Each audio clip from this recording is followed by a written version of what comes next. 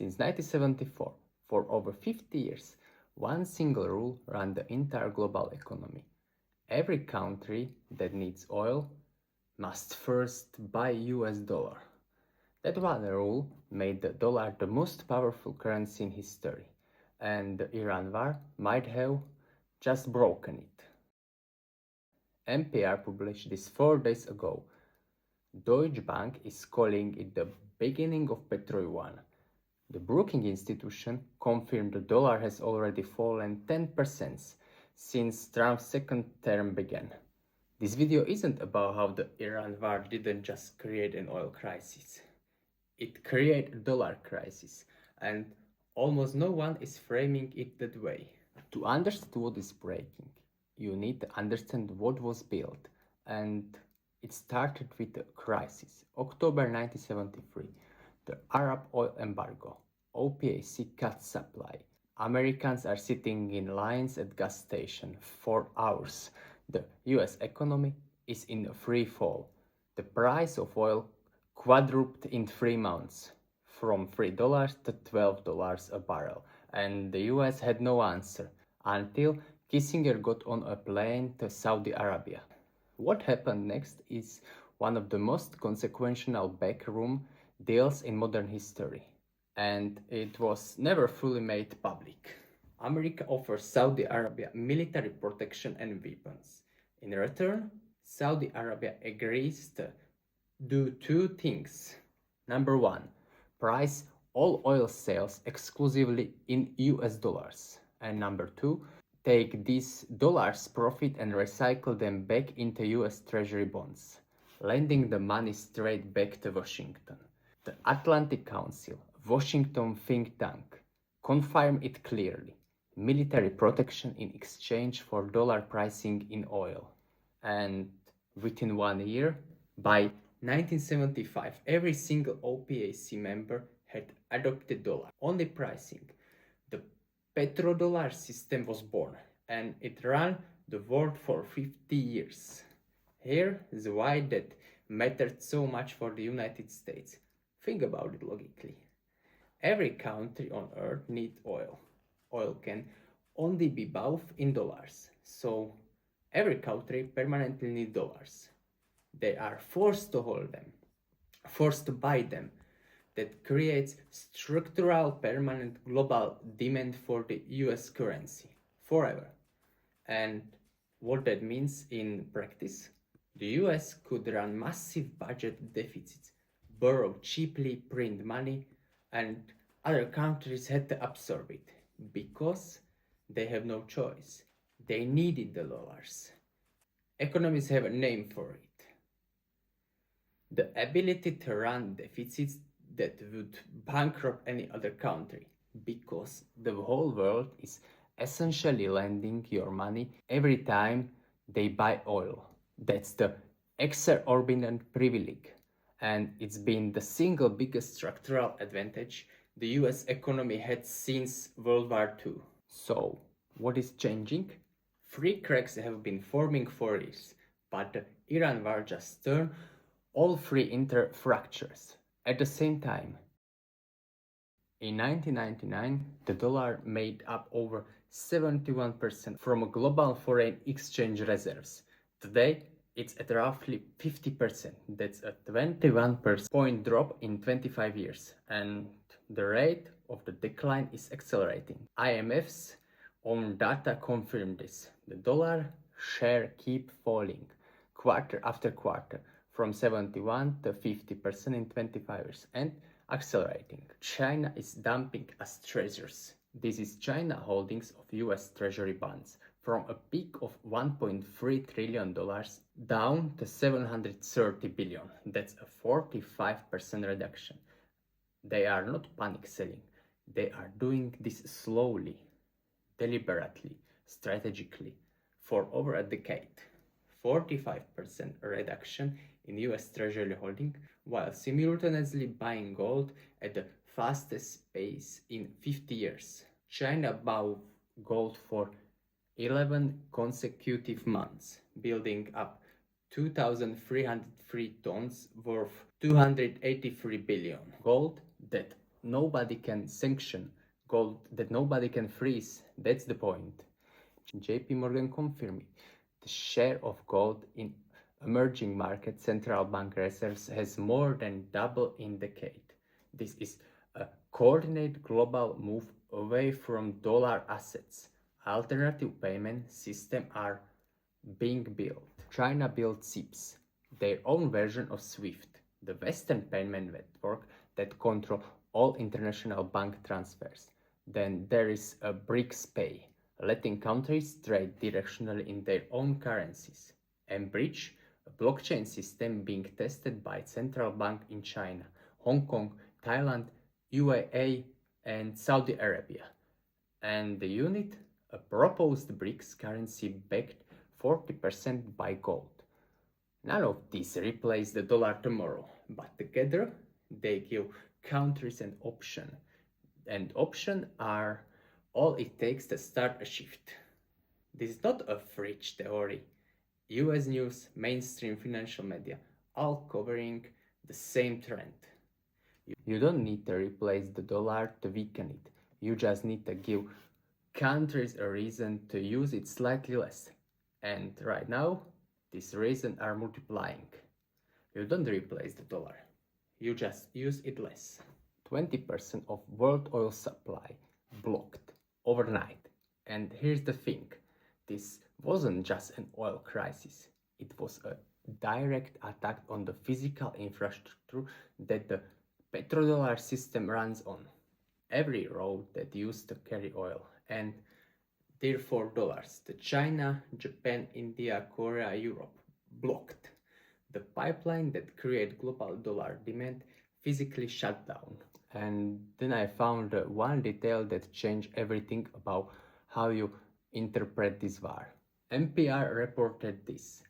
Iran has been collecting transit fees in yuan, not dollars, yuan, on the strait that is literally the physical backbone of the petrodollar system.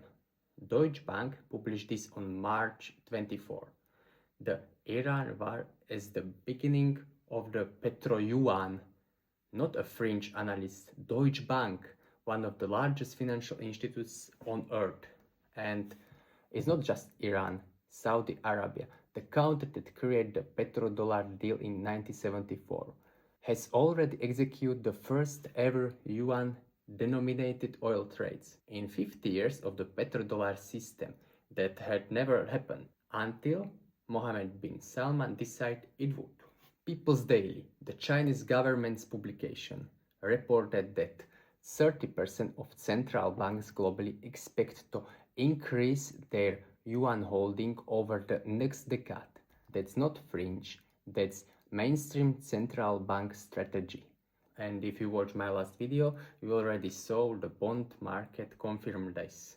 China's 10-year bond yield is going down, while every other major economy yield is going up. Global capital is moving toward China, not the dollar. China. And that's not an opinion, it's a chart. 2.5 billion flowed into Chinese bond in March alone. During a war, during a crisis. That's a capital voting with its feet. Okay, now I want to be honest with you, because this is where a lot of YouTube channels go wrong. They take real data, real trend, and then they turn it into dollar collapse. Buy gold, the end is near content. I'm not going to do that. Here is what the bear case is missing. Charles Schwab, not exactly a doom and gloom source. Put it well, there is a massive difference between dollar diversification and dollar collapse. And right now we have a diversification, not collapse. The dollar still dominates 89% of all foreign exchange transactions. SWIFT data show it at 49% of global payment. And the yuan, China's proposed replacement, has a fatal flaw: strict capital controls. You need government permission to move money out of China. That's not a reserve currency, that's a closed system. Brown Brothers Harriman, global head of market strategy, told CNBC simply, There is no alternative. And they are right, there isn't, not yet. Stone X put it best. Reserve currencies are chosen for functionality, not popularity.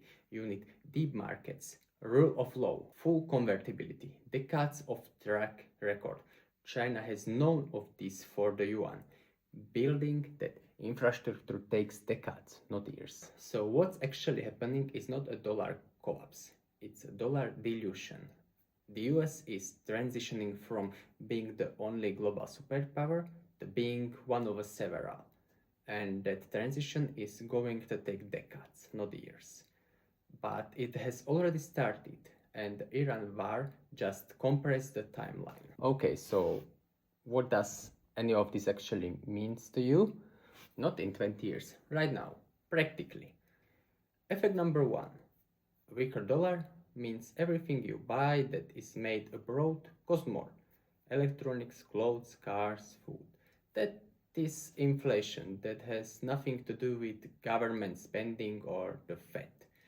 It is structural and you can't vote it away. You are already seeing this. The price you are paying at the store aren't just about domestic policy. They are partly about a dollar that's buying less on the global market. Effect number two.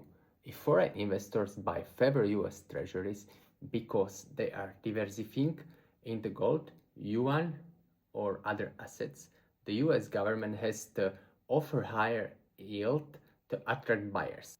Higher government yields means higher mortgage rates, higher car loans, higher credit card rates.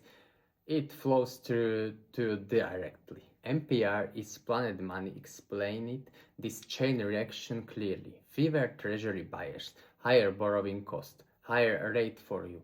That's the direct transition mechanism from geopolitics to your mortgage payments. Effect number three, oil, gold, food. All prices in dollars. If the dollar weakens, producers need more dollars to get the same real value.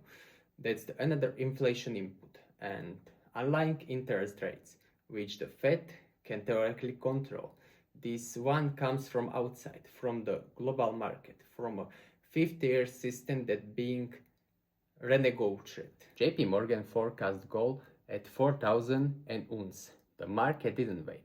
Gold is already at 4,700. That's not a just supply demand story. That's the world pricing in a weaker dollar in real time. Commodities, the things the real worlds run on, they are all getting more expensive, partly because the currency they are priced in is getting weaker. And here is the key insight. None of these require the dollar to collapse. It's just required it to be slightly less dominant. Slightly. And that's already happening. The question is just how fast. Three things I personally watch. First, Saudi Arabia. How many yuan oil trades are they doing? If that number is increasing, that's the signal that the Petrodollar deal is being renegotiated in real time. Second, foreign ownership of US treasuries. If China, Japan, and others keep reducing their holdings, US borrowing costs go structurally higher. That's hit your mortgages. And third, the dollar's share of global reserves.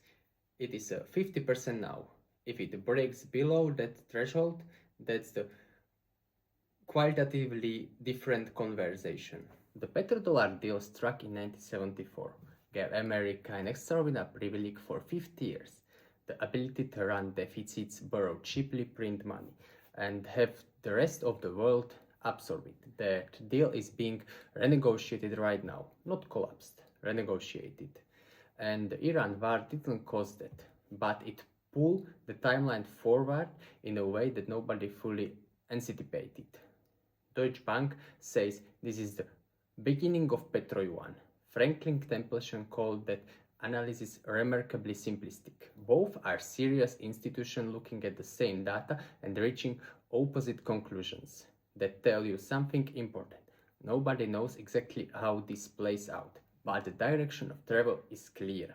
Drop a comment down below. Do you think the petrodollar survive the next decade? I'm genuinely curious what do you think, and if this was useful, leave me like and subscribe.